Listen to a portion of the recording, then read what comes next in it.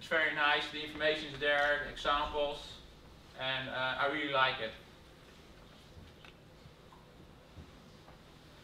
But, there's always a but. It can be off, the examples and the documentation. The same fault is also available in the sequence guidelines. They also use FE package file path, but it's not the correct one. It does not exist. So you should use input package path, like demonstrated here. If you use the tab completion, IntelliSense, it will find which methods there are, and you will be able to import them. Okay. Now I'm going to show you one addition that took me a lot of time. There are examples that use slashes, which even don't exist in PowerShell. No. So that's another one. The examples are not always correct. That could take you some hours. Yeah. It did take me an hour to realize that they don't exist anymore. So, but you have to pay attention to it. Okay, I'm now going to position PowerShell into the FE structure. As shown here, you have 3 locations of the FE modules. That's the server, the sequencer, and the client. The client contains 2 modules, the converter and the sequencer. I'll go into details about it later. But what I'm trying to show you with this picture is that it can be used by each other. And if you sequence your package with, if you want to with PowerShell, the management server can pick it up from the content server and import it. So you can do the whole process through PowerShell. And this part I want to show you the same. Here you have the conversion of packages within the FE scripting module, which goes to the content server. And at the content server you can say, okay, import all the packages and publish them with the PowerShell commando. I will even show you a little demo of the results of this mechanism. And at last you can do it with the client, you can refresh your client or you change settings and etc. etc. But it does not really do much in the process. Okay, I have here a nice view of FE infrastructure. These are the locations where FE PowerShell is located. With the FE sequencer you can convert your packages or update package or sequencer package. It will go to the content server. If it's not the content server or streaming server, the management server can see it. And then a PowerShell command on the management server would be able to publish the packages, import and publish the packages. And therefore the automatic process of publishing servers and goes to the client. So with this picture I want to show you that the whole part of the infrastructure you can manage with PowerShell if you would want to. So that's very nice to see. Okay, going into the deep dive of the package conversion. It's stated that only packages 4.5 and higher are available to convert. If you have older packages, you should you could open them with a sequencer and close them and then convert them. It's a bit yeah. You need to do a lot more work if they're older than 4.5. Like the same standard of FE, PowerShell 3 is the required, but it's already required for the client and the software. So, but just I needed to tell you that. With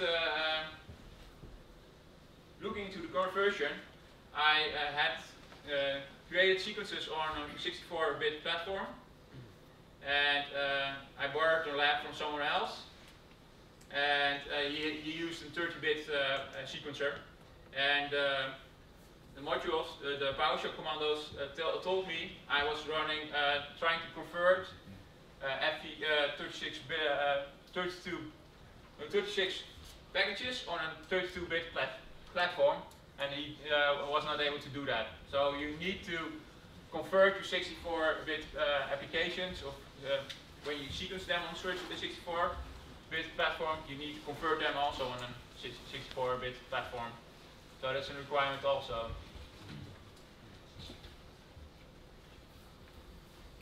Okay.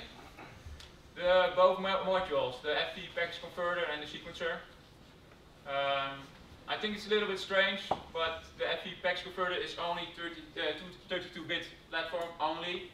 So if you're on a 64-bit platform, Windows, you need to use the PowerShell 32-bit. PowerShell has two versions, the 32 and the 46-bit platform. So you're only able to use 32-bit. With the FV sequencer, if you install it on a 32-bit platform, you need to use PowerShell 32-bit. And the sequencer, if it's installed on the 46-bit platform, you need to use PowerShell 46-bit. So that's something you need to look into.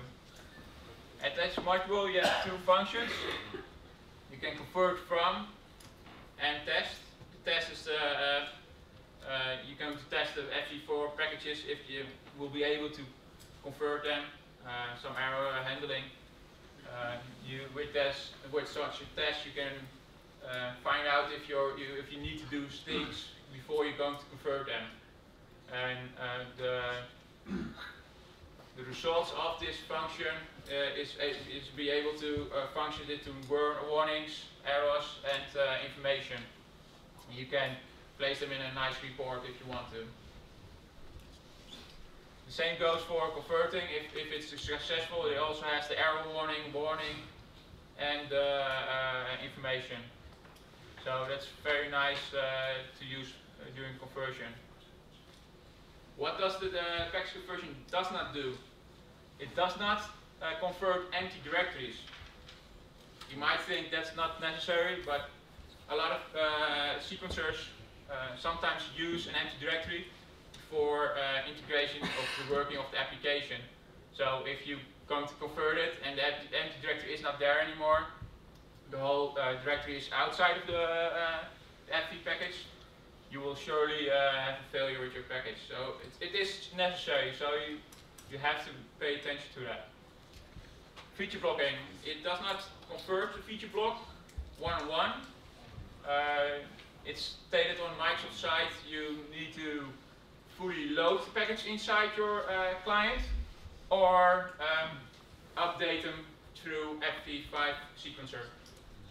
Those two things are possible. So, and if you do not do that, and you will be able to have application errors during startup because some things are not there and it can be messy. So otherwise you fully load them, pre-cache them, or you're going to sequence them again at FV5 or update them with the PowerShell command. Okay, like discussed before, scripts and registry in those days are not converted. You have to think about it. OSDs are on shortcut notice, so if you have to test the environment, the production environment, every OSD can be different. But if you take them into converting in the new FV5, they will be applied on the whole package. With FV4, things that does not include. The PowerShell does not convert if you have an OSD tag loaded on Windows 7. So if you have Windows XP in your SD tag, he will not convert it. It's a bit shame because a lot of applications would work during conversion, but it will not do it. So remove the OS tags and then start up conversion again, and you will convert it.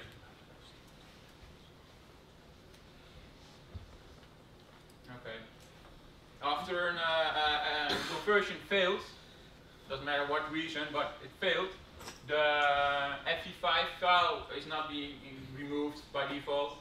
So if you're scripting it, you should, okay, if it failed, so remove the file itself. So you have to pay attention to that. It's not a big point, but it's something it does. With the registration of DLLs, sometimes they registrate to a certain, in FE4 it registrated a point into the C program files, and it changed in FE5, and during the conversion sometimes it does not convert it well, so DLLs that are registered on totally on a different location. So the application are not able to find the DLLs anymore. So that's a bit of a hassle. So you get error melding, errors, and the application won't work properly. Ment already has seen it and blocked about it. A bit the same with the configuration files, NNI files, config files. If it does not contain, if you install an application during sequence, it will look, okay, you install it to the Q drive. I will place in the INI files and place it all to the Q drive. And well, if it is not converted, you will still be looking to the Q drive, and the files are not there anymore. So it's not particularly a FE thing, but applications do this, and so that's why they are not converted. Okay. I'd like to give you a little demo of PowerShell scripts.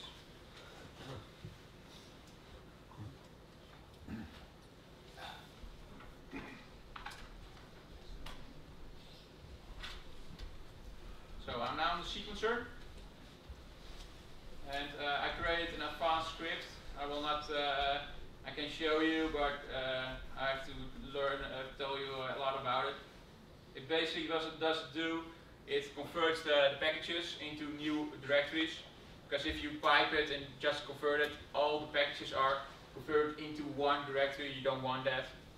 So I'm creating a nice directory and then convert it to that directory smoothly. So I'll turn that on, and so like you see, he's doing the conversion now. I just do 4 packages, so it will not take that long. Packages are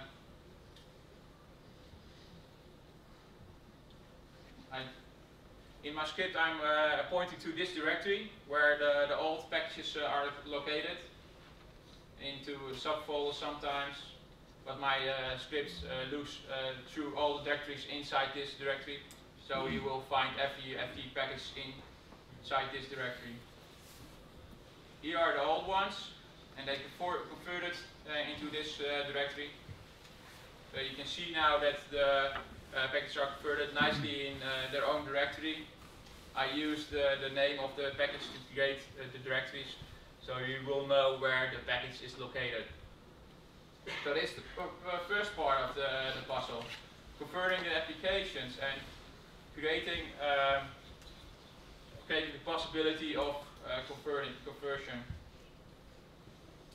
I'd like to show you the domain controller. I have no security groups here, not yet. And then the FE management server.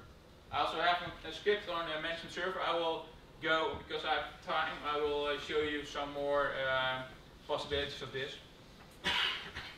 This script will create security groups, add the package to the management server, and let me be fast before he does an upload. So he has no packages yet. He's now converting them, not converting them, adding them to the package server, placing registry security groups, and doing publishing, also adding the security group to the package. So you can do the whole importing applications through PowerShell. So he's done now, and the application should be here now. Like you see, the image burner is here. It also added the security group for the image burner, and I published it all through PowerShell. I think it's very good. I really like it. And if I go to the desktop, eventually, after refresh, PowerShell will not work. but I also want to show this one.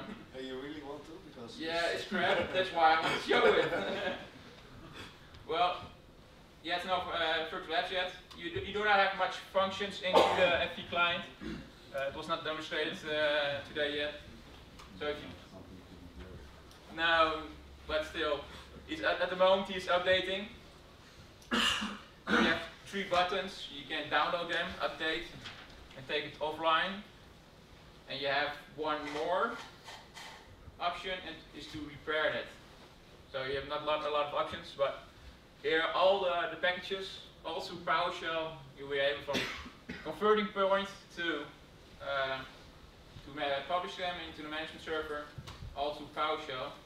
What is very cool, yeah. It actually outputs the PowerShell command that it does. Yeah. Oh, yeah. It's not really you want to show. It doesn't show a lot, but if in the bottom you have an option to hide PowerShell commandos and view them.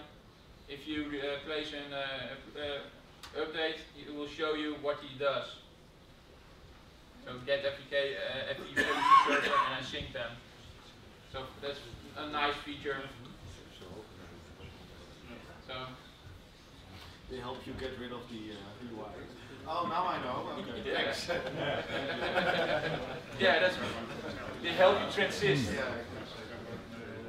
So one of the cases is Notepad. It was not there yet, and now it is. It should start. So this is a converted package from FE4 to FE5. In less than 10 minutes already converted it and published it through PowerShell. I really like this about the new PowerShell in FE5. So I want to show you another thing. Because I've done. Are you going to share scripts? Or most of those scripts are already blogged about by MVPs. yeah. Some things I changed to it, but creating a directory and giving that directory again. I didn't share that yet. I think Stealth Puppy has also a script where it checks all directories and just does it one more. Yeah, because it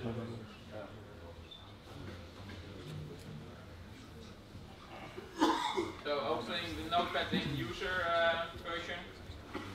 And this is the administrative PowerShell. And this is the normal PowerShell for a test user. If I will, this is a nice thing to show. You can do get fv client package. It will give you all the packages that are locally for the user.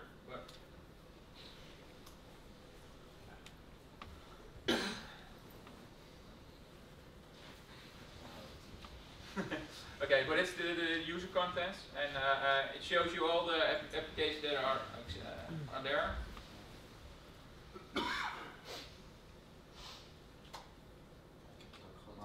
I already think I know. Mine's all. Yeah, mine's all. Users have geen rechten erop. In dit specific user groups, I guess.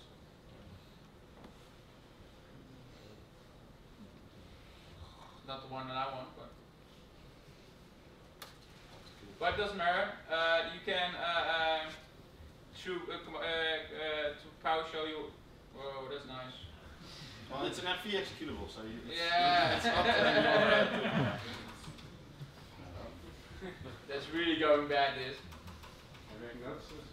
yeah, just in the process that. So you can also look for the application. In this case, I open Notepad, so I do a search of Notepad. You can use wildcards. You give you all the applications that are open with Notepad. If you look at FV client package, this will stop the FV client package. And yeah, I just filtered Notepad, so you just close Notepad. And it's very nice because I will show you a little.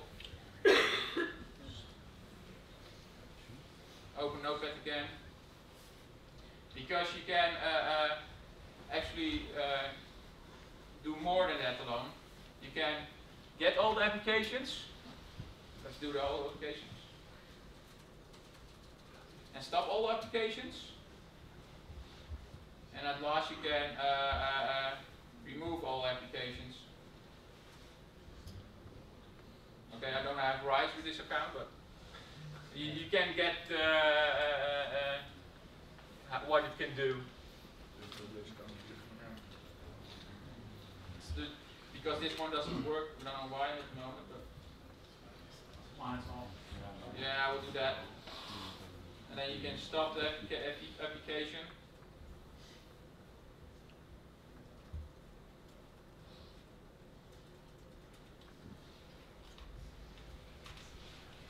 Intelligence. Well, basically the thing is you can get all the applications and then remove it with an admin account. So you need everything else. Rechtstreeks achter? Ja, weet je dat?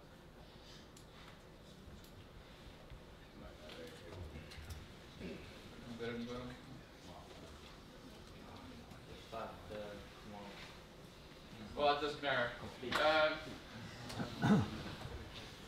Well, it should get all the applications and you can close them all at once. I can do the same with the management server. I run this at FE, so you can do you can get a list of FE service packages.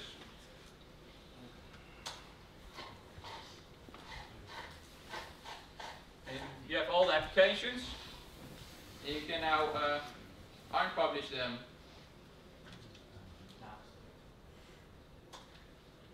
And by doing so, you have unpublished all the applications, so the status will change. So PowerShell is very powerful with FE5. You can do a lot, and you can even remove them.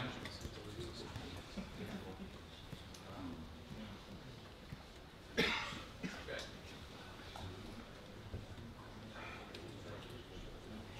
That's a little bit of demo.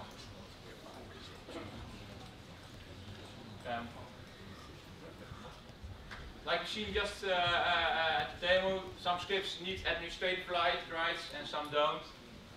You need to figure out which one need administrative rights. A tip from me is set your